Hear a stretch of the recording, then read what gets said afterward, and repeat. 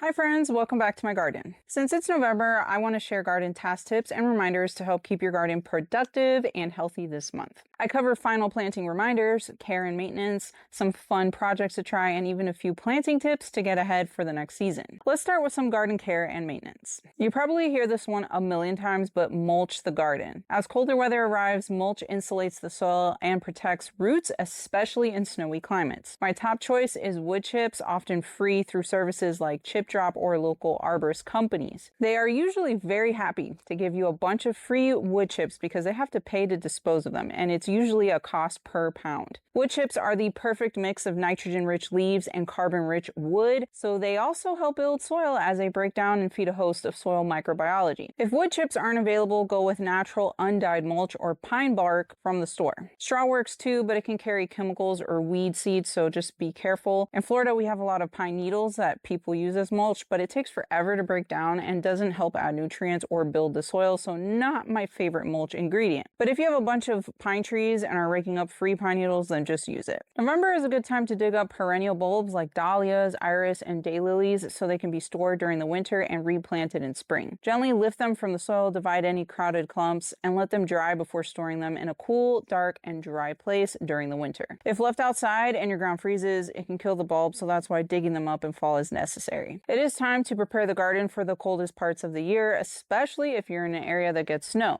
Start stocking up on supplies like frost cloth or old sheets to protect tender plants. Consider building a cold frame, installing hoops, or adding some row covers. These things keep your plants protected from the cold so you can extend your growing and harvest season by a few weeks. Lastly, we should all be cleaning out the last bit of our summer crops, except for those of you in frost-free areas. Remove any diseased or pest-infested plants left from summer. If not, the pests and diseases can overwinter and then pop back up in spring. I do not recommend you use diseased or pest-infested material in compost or as mulch because it will end up spreading around your garden. If you have a lot of branches and wood pieces, consider burning it to make biochar or wood ash to use as a soil amendment so none of the biomass you collected from your garden goes to waste. Alright, moving on, let's discuss some planting or harvest reminders for the month of November. If you garden in a hot climate with mild winters and no snow, November is prime planting time for bulbing onions, potatoes, strawberries, and garlic. The window is short. These crops won't tolerate extreme summer heat, so timing is everything. For onions, stick to short day varieties or they won't bulb. At this point, it's too late to start them from seed, so use transplants instead. I have some on my website and I'll just link that below in the description. Potatoes also go in now. Buy certified disease-free seed potatoes and choose early maturing varieties so you can harvest quickly before pests and diseases build up. November is also your last chance for strawberries in the southern portions of the United States. Use bare roots only and get them planted so they can produce before spring heat causes them to die back, which terminates strawberry season. And finally, it's garlic planting time, but only if your seed garlic has already been vernalized in the fridge for 2 to 3 months. If not, the best option now is to plant elephant garlic, which still does well in warm climates without vernalization. If you grow lemongrass, fall is a fantastic time to harvest and process the leaves. By this point, plants should be bushy and full of new tender growth. Harvest before the cold arrives, which causes lemongrass to go into a dormancy of sorts and can cause cold damage to the leaves. You can mince the tender lower portion of the stalks in a food processor and then freeze for future use. Or tie the leaves into bundles and dry to use for making tea. I have a few videos on my other channel called Jera's Fresh Kitchen that shows different ways that I use lemongrass at home, including making teas, lemongrass body scrubs, and more. I will link those in the description to give you all ideas. Speaking of harvesting, November is a great time to harvest herbs before the cold comes and kills off the plants. There are so many ways you can preserve your herb harvest. Hang herbs to dry to use as seasonings or for making tea. Infuse herbs in olive oil to add extra flavor to recipes. Or blend herbs with olive oil and freeze in ice cube trays. Depending on the herb, I also make batches of various body scrubs, soaps, and salves, which make for perfect Christmas gifts. If you have any unique ways to preserve herbs, let me know in the comments. I'm always looking for new ideas. That wraps up my garden task tips and reminders for November. From planting garlic and strawberries to preserving your harvest, there's still plenty to do in the garden. If you found this video helpful, please give me a big thumbs up. That helps out my channel more than you know. Subscribe for more garden guides and share it with your gardening friends. Thanks so much for watching and happy gardening.